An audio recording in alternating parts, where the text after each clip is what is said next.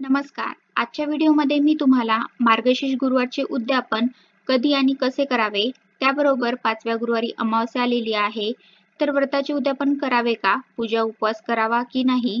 5वा गुरुवार करायचा का? अशी संपूर्ण माहिती या व्हिडिओमध्ये सांगणार आहे. मार्गशीर्ष महिन्यातील प्रत्येक गुरुवारी श्री महालक्ष्मी व्रताची मांडणी करून अगदी मनोभावे पूजा केली जाते. पण या पूजेप्रमाणेच पूजेचं उद्यापन करण्याचा देखील एक विधी आहे. तर तुम्ही सुद्धा या व्रताचं योग्य पद्धतीने उद्यापन केलं तर तुम्हाला त्याचं पूर्ण फळ मिळेल. या व्रताची सुरुवात मार्गशीर्ष महिन्यातल्या पहिल्या गुरुवारपासून केली जाते आणि शेवटच्या गुरुवारी या व्रताचे उद्यापन केले जाते. पण या वर्षी मात्र मार्गशीर्ष महिन्यात 5 गुरुवार आल्याने आणि त्यातच शेवटच्या गुरुवारी अमावास्या असल्याने अनेक महिलांमध्ये या व्रताचे उद्यापन कधी करावे असा प्रश्न निर्माण झाला आहे. यंदा मार्गशीर्ष महिन्यात 5 गुरुवार आल्याने लोकांना प्रश्न आहे की 4 गुरुवार करावे की 5 गुरुवार करावे. 5व्या गुरुवारी अमावास्या आहे तर 4थ्या गुरुवारी उद्यापन केलं तर चालतं का? तर यंदा गुरुवार दिनांक 11 जानेवारी 2024 रोजी मार्गशीर्ष महिन्यातला शेवटचा गुरुवार असणार आहे. तर अमावास्या ही बुधवारी 10 जानेवारीला रात्री 8:11 नंतर लागणार आहे आणि गुरुवारी 11 तारखेला सायंकाळी 5:27 म्हणजेच 5:30 वाजेपर्यंत असणार आहे. तर अमावास्या ही काय कोणतीही वाईट गोष्ट नाही. अमावास्या ही सुद्धा त्या महिन्यातील एक तिथीच आहे. तर बऱ्याच जणांना वाटतं की अमावास्या चांगली नसते, वाईटच असते, असं काहीही नसतं. कारण बघा, आपल्या हिंदू धर्मातील सर्वात मोठा सण दिवाळी आणि दिवाळीतील सर्वात महत्त्वाचा दिवस म्हणजे लक्ष्मीपूजन. हे लक्ष्मीपूजन मात्र आपण अमावास्या काळातच करत असतो आणि लक्ष्मीपूजनाची वेळ सुद्धा ही अमावास्या काळातच दिलेली असते आणि आपणही त्या वेळेतच पूजा करत असतो. त्यामुळे अमावास्याच्या दिवशी महालक्ष्मी व्रताचं उद्यापन सुद्धा करायला काहीही हरकत नाही. तुम्ही अगदी निसंकोचपणे या व्रताचं उद्यापन करू शकता आणि उपवास सुद्धा पूजा सुद्धा करू शकता. आणि सायंकाळी उद्यापन झाल्यावरती मग हा उपवास सोडायचा असतो. आतापर्यंत 3 गुरुवार झालेले आहेत. 4 जानेवारीला 4था गुरुवार असणार आहे आणि 11 जानेवारीला 5वा गुरुवार असणार आहे आणि 5व्या गुरुवारीच आपल्याला उद्यापन करायचं आहे. कारण 4 गुरुवार करून उद्यापन करणं खरं तर चुकीचं आहे. कारण मार्गशीर्ष महिन्यातील शेवटच्या गुरुवारीच उद्यापन करावे असा नियम आहे. त्यामुळे शक्य झालं तर 5व्या गुरुवारीच उद्यापन करा. आणि 5व्या गुरुवारी तुम्हाला जर काही अडचण आली असेल तर आपल्या घरातील दुसऱ्या व्यक्तीला पूजा मांडायला सांगा, आरती करायला सांगा. आलेल्या सुवासिनींना हळदी कुंकू आणि एक फळ फक्त द्यायला सांगा. उपवास मात्र तुम्ही स्वतः करा. अशा प्रकारे सुद्धा तुम्ही उद्यापन करू शकता. शेवटी भावना महत्त्वाची आहे आणि अमावास्येबद्दल सांगायचं झालं तर आपण उद्यापन हे सायंकाळीच करत असतो, संध्याकाळच्या वेळीच करत असतो आणि अमावास्या ही सायंकाळी 5:30 वाजता संपणार आहे आणि आपण 6 ते 6:30, 7 या दरम्यान सुद्धा उद्यापन करू शकतो. उलट ती लक्ष्मी येण्याची वेळ आहे त्यामुळे उत्तम असणार आहे. त्यामुळे शेवटच्या गुरुवारी 5:30 वाजता अमावास्या संपल्यानंतर आपल्याला उद्यापन करण्यास काहीही अडचण नाही.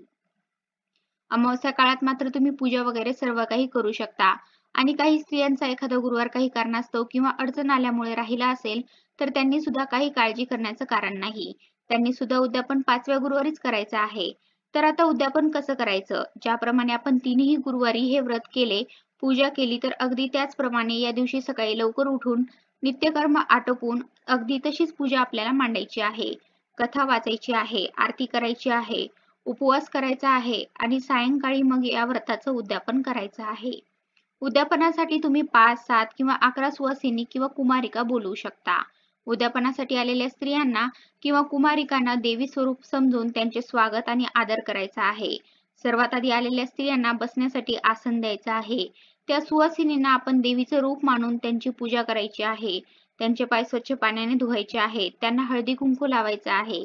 पाय वगैरे नाही धुतले तरीही चालतील, हळदी कुंकू लावा फक्त.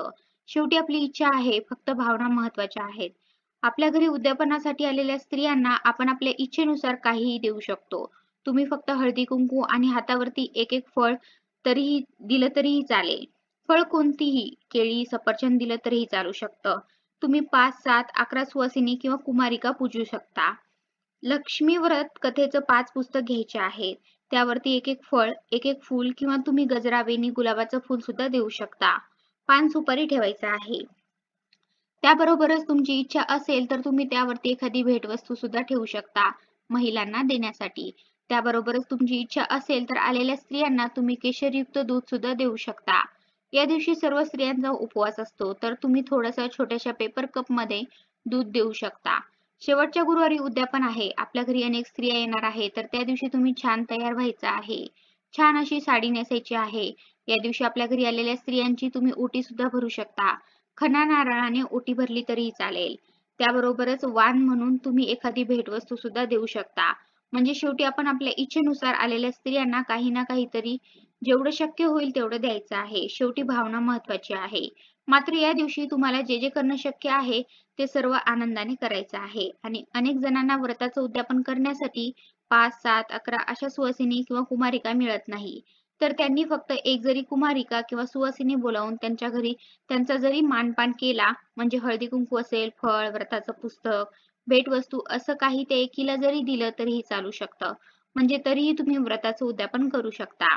तुम्ही घरामध्ये एकट्याच असाल आणि खूप धावपळ होत असेल तर तुम्ही उद्यापनाची तयारी सुद्धा थोडी आधी करून ठेवू शकता. त्याबरोबर या दिवशी कन्यापूजनही करता येतं. शक्य झाले तर ब्राह्मणाला शिधा, वस्त्र व दक्षिणा देऊन नमस्कार करावा. त्यानंतर आपण भोजन करावे आणि परत दुसऱ्या दिवशी सकाळी लवकर उठून स्वच्छ अंघोळ करून लक्ष्मी मातेची मनोभावे पूजा करावी, कथा वाचावी, देवीची आरती करावी आणि आपल्या हातून कळत नकळत काही चूक झाली असेल तर क्षमा प्रार्थना करावी. तुझे वास्तव्य आणि कृपादृष्टी आमच्या घरात सदैव असू दे अशी मनोभावे प्रार्थना करावी. नंतर आगमन, पुनरागमन असे 3 वेळा बोलून घटातील नारळ उचलून ठेवावा. जे काही निर्माल्य असेल, पान, फूल ते तुम्ही वाहत्या पाण्यात विसर्जन करू शकता. किंवा बागेमध्ये, आपल्या गार्डनमध्ये, शेतामध्ये खड्डा खणून त्यामध्ये पुरू शकता. घटावरचा नारळ तुम्ही वाहत्या पाण्यात विसर्जन करू शकता किंवा नसेल तर फोडून प्रसाद म्हणून घरीच खाऊ शकता. जशी तुमच्याकडे पद्धत आहे त्यानुसार करा. तर अशा प्रकारे आजच्या व्हिडिओमध्ये मी तुम्हाला गुरुवारच्या व्रताचं उद्यापन कसं करायचं, कधी करायचं याबद्दल बरीच माहिती दिलेली आहे. धन्यवाद.